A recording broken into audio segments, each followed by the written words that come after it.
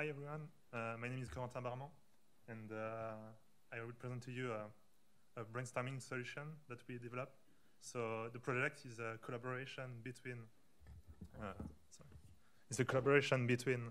the University of Teacher Education from Valais and the University of Applied Science.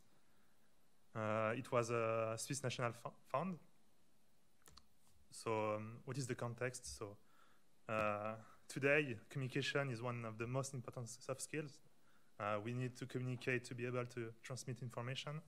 And due to current events like the pandemic, everyone is working from home. It's more and more difficult to be able to share this kind of social events like a brainstorming session. And because we do it everything from apart, everyone on their computers, we lose a bit of the social and fun aspect of it.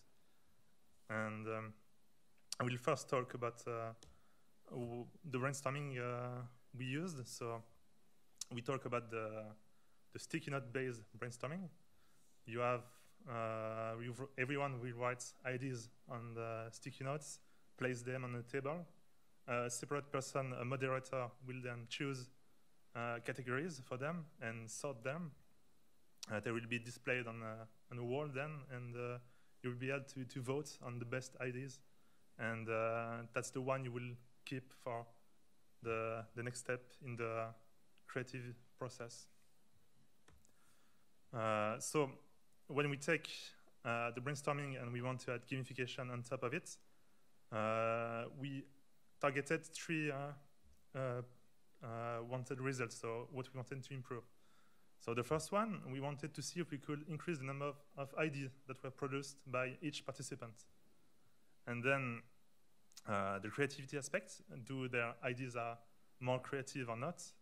This will be the talk in this afternoon from my colleague. And the final point, which is one of the main aspects of gamification, of course, do they enjoy more a gamified solution instead of a traditional serious brainstorming tool. So what did we develop? It's a web-based application developed on Unity. We can take up to 8 participants and 1 moderator. Each one of them will have a view of the brainstorming app, and everyone will be on a video conference to talk at the same time. We use a standard server for the implementation and the communication between all the parties. So here's what it looks like. First, everyone can join a session given a small 4-letter code created by the moderator.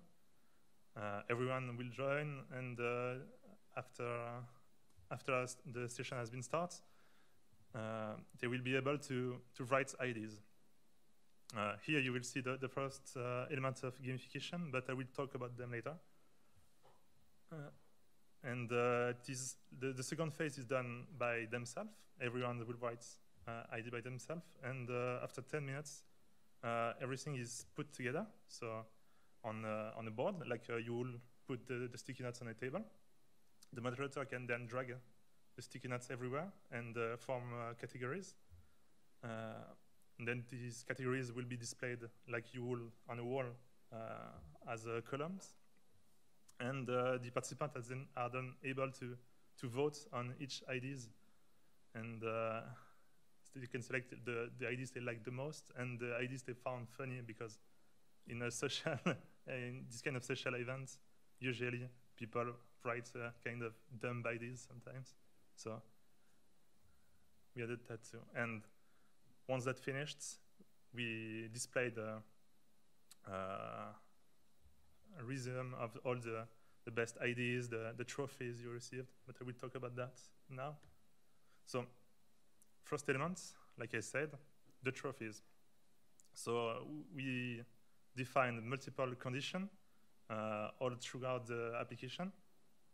For example, if you have written the most amount of ideas during the ideation phase, you will receive a trophy. So it will be displayed as you can see on the right, it will be kind of a nice animation on the screen, spinning it and all. And for each condition, you will receive another trophy. So, for example, there is a trophy given for being altruistic, voting on ideas from someone else, getting the best scores at the end of this session, and for example, writing 3 ideas in a row, like in less than 30 seconds, and another.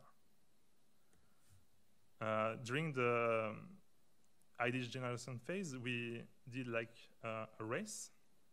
So every participant is competing between each other to write the most amount of ideas. And they can see it as a live leaderboard, so like a small fun race. On the right, their position, how they fare against each other. And the final gamification aspect we implemented is, of course, the scoring. And a small leaderboard is also displayed at the end. So, what did we notice? So, we compared the gamified application with another serious application without gamification that behaved exactly the same. And between the two, the first interesting point is we noticed a slight increase in number of ideas written. But for the creative process, you will have to see this afternoon. It was a bit mitigated. And the most important point is the number of participants that found that preferred the gamified solution.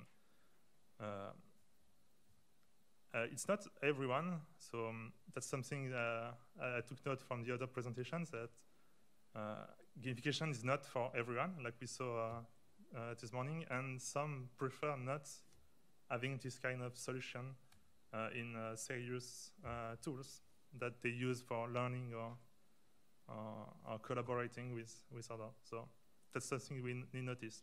Some people don't like them. All right. So what we want to do for the next steps? So we want to explore new gamification elements. It was quite difficult with a brainstorming solution, notably for the creativity aspect, the number of ideas written, since when you do a brainstorming, the first step in the process is writing the ideas. So everything you implement for the gamification that will be in the next step of the process, they will have no influence at all on these kind of factors. So it was hard to influence this part of the solution. We are now adding more analysis tools for the moderators so that they can get better ideas about the creativity process. And that was the initial planning for the project, was to have an in-person solution, to have the giant touch table where you could drag and drop digital post-its, and every participant would have a tablet at their disposition to write their ideas and send them on the table. So that's in the works too for the future. All right, so I think I'm finished for our presentation. Thank you very much.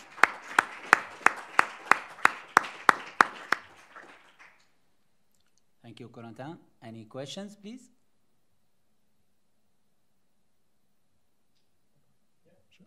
Is there some mechanism to avoid cheating, or is there a risk that you take the gamified part too seriously in regards to the brainstorming part? So if I know that there is a success for sending 3 messages in a row with less than 2 seconds, I might write as an ID A and then B. Yeah. We noticed that some participants did absolutely that. So some cheated to get the best score. So. And what is the solution? So you can't really have a solution at that point. So, but you can discard their message if you think that's too much cheating. But it's kind of a trust. Normally in a brainstorming session, everybody knows each other. So it will happen the first time and then. So, but for example, the moderator can, for example, delete or rank or do some, moderation actions in order to avoid such behavior and to have a better scoring at the end. Yeah, it would be nice, but it was not implemented in our solution. But we thought about it after seeing people cheating during the process. Another question? I find it interesting that you have a trophy for being altruistic. Could you explain how it is defined to get this trophy? So altruistic is when you are in the voting process. So we wanted to prevent cheating a bit too. So like you could vote only on your IDs, so get better scores. So we gave trophies for being altruistic. It's voting the most on other people's ID. So you get this kind of feedback too. Yeah, go. I have a question quite resonates with the previous talk about collaborative aspect and competitive aspect. Because brainstorming usually is no, the element of competitiveness is not obvious. But when you implement this award system, it just seems like that people have to compete to a certain level. So my question would be, have you thought about how are you going to balance between competitiveness and collaborativeness?